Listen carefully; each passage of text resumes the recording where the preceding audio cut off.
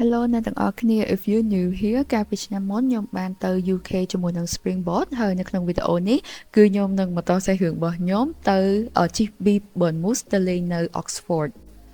Alright ឥឡូវហ្នឹងគឺយើងបានមកដល់ Oxford ហើយពេលមកដល់គឺយើងជុំគ្នានៅ Ashmolean Museum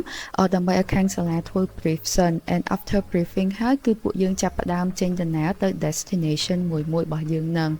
and និយាយទៅនៅពេលដែលយើងកំពុងតែដើរហ្នឹងក៏ខាងសាលាប្រាប់ដែរថាកន្លែងហ្នឹងគឺជាកន្លែងអីអញ្ចឹងទៅបន្ទាប់មកពួកខ្ញុំក៏នាំគ្នាមកឈប់នៅ Cover Market ឈប់សម្រាប់តិចហើយបានពួកយើងធ្វើដំណើរតទៀតហើយនៅពេលដែលយើងធ្វើដំណើរបន្តហ្នឹងគឺពួកខ្ញុំបានដើរកាត់ Carfax Tower ដែលអ្នកទាំងអស់គ្នាអាចឡើងទៅ Tower ហ្នឹងបានដើម្បីមើល panoramic views របស់ Oxford បានហើយនេះវិញគឺជា Tom Tower ដែលវាជា entrance សម្រាប់ចូលសាលា Christchurch College ដើរតទៅមុខទៀតពួកខ្ញុំទៅដល់ Christchurch War Memorial Garden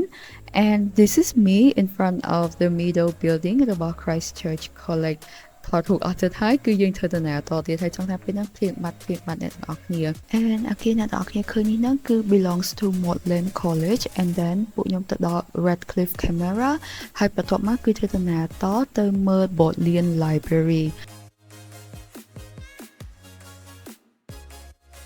and then after that ហ្នឹងគឺដល់ពេល lunch time ហើយពេលហ្នឹងគឺពួកខ្ញុំ free ក្នុងការដើរមើលខ្លួនឯង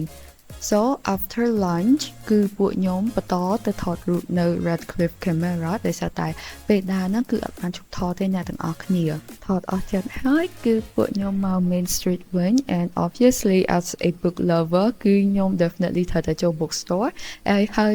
bookstore ដែលខ្ញុំចូលដំបូងគេហ្នឹងគឺ Blackwell និយាយពីថាហាងសភៅគេធំណាស់ទាំងអស់គ្នាសភៅច្រើនមែនតើហើយខ្ញុំនេះខ្វះក៏